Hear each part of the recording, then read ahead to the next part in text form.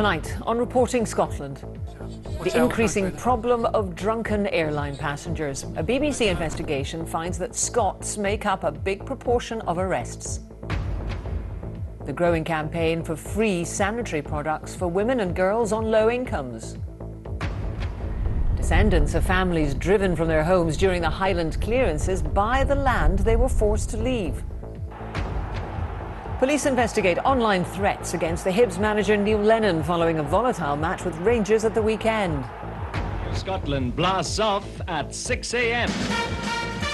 And 50 years after it came off air, we look back at Scotland's pirate radio station. You didn't have to shave, you didn't have to wash it for a week, or 2 weeks or whatever. And then the day before you just cleaned yourself up, came ashore and you partied for the whole period. Good evening. The number of passengers arrested for drunken behaviour on flights at UK airports has increased by 50% in the last year. And it seems that travellers at Scots airports are disproportionately likely to be involved. Scotland is being urged to become the first country in the world to provide free sanitary products. A trial in Aberdeen for women and girls from low-income households is already underway, with more than £40,000 of Scottish Government funding. Well, now an MSP is leading a campaign to make the service universal. Nina MacLeod reports. For many women and girls on low incomes, those few days each month can be a humiliating time, not being able to afford sanitary products, something which Shauna Gauntlet experienced after the birth of her son last year.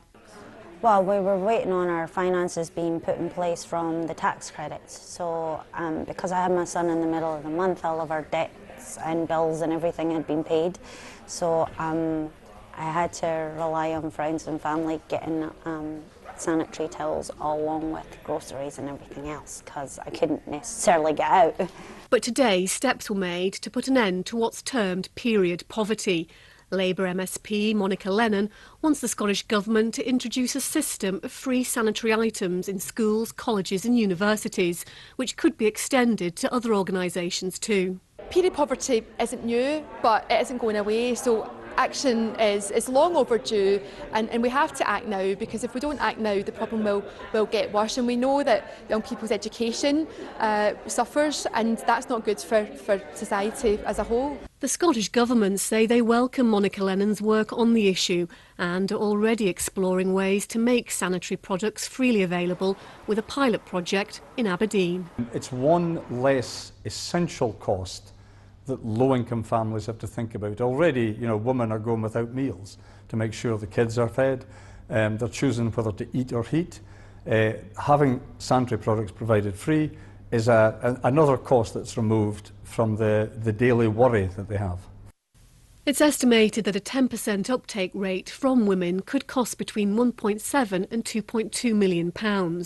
Periods are still often seen as a social taboo, which is why many feel this consultation is long overdue. The public now has until December to respond. Nina MacLeod, Reporting Scotland, Edinburgh. The newest section of Scotland's busiest motorway has been officially opened by the First Minister. The 7-mile link road between Newhouse and Baillieston was completed in April and opened to traffic back then.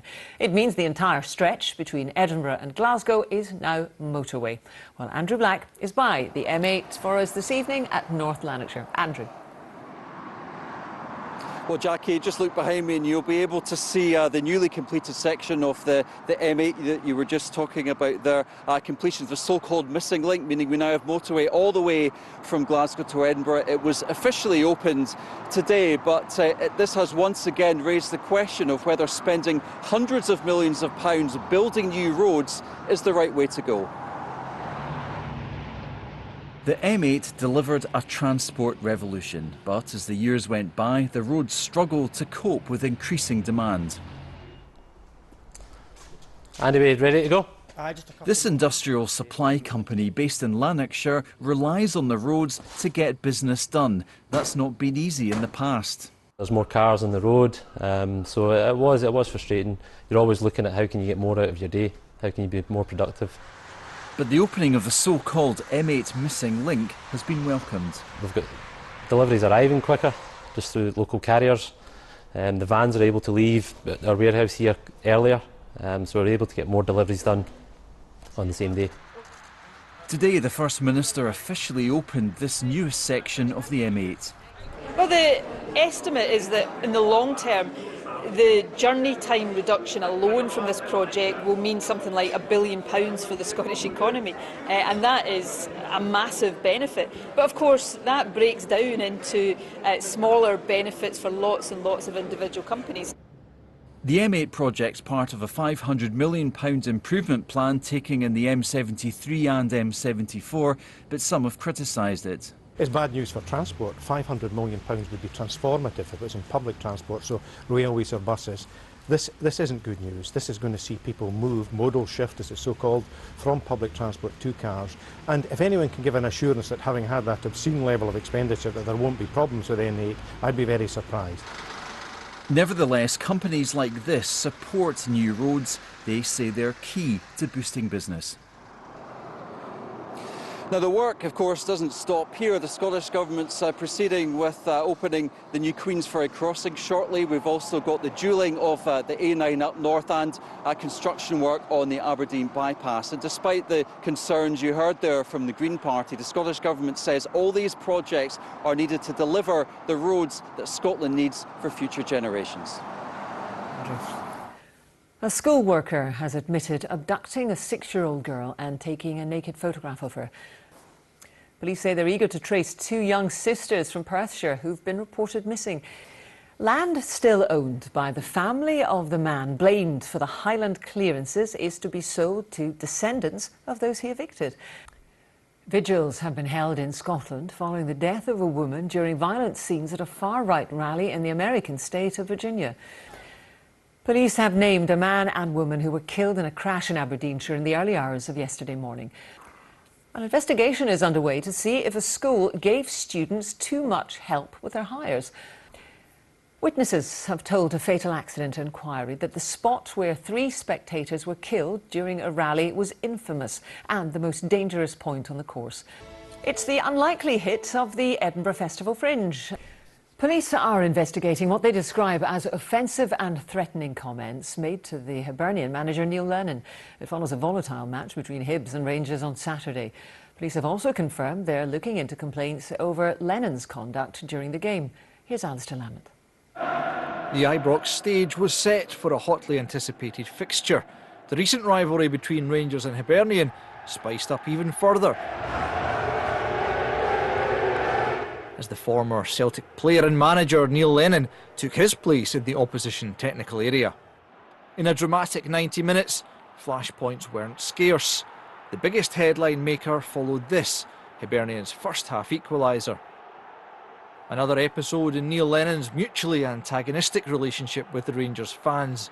Lennon denies being provocative, but pre-match he had known what might unfold. You know, I like to play my role.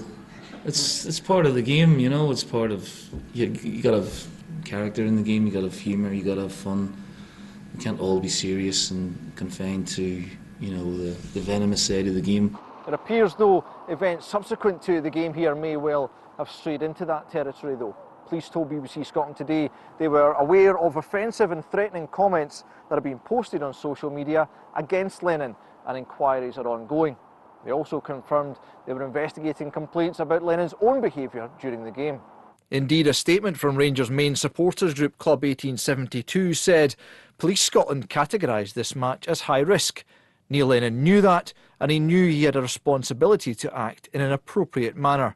We hope Police Scotland will speak directly to Mr Lennon over the coming days, and at the very least give him a warning over his future conduct at Ibrox. The debate over a manager's right or otherwise to respond to abuse from the stands has long been a tough one to negotiate. There's a certain responsibility within the job as a manager of restraint. The public has to play a part in this as well.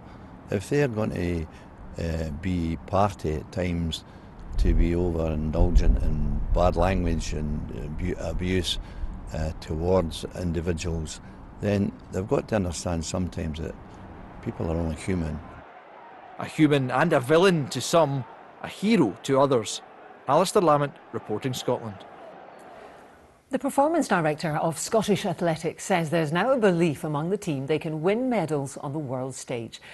Right, listen out to you young things out there. In a world of internet streaming and downloads, it's hard to believe that if you wanted to listen to continuous pop music in the 1960s, you had to tune in to a radio station broadcasting on a boat 3 miles off the coast.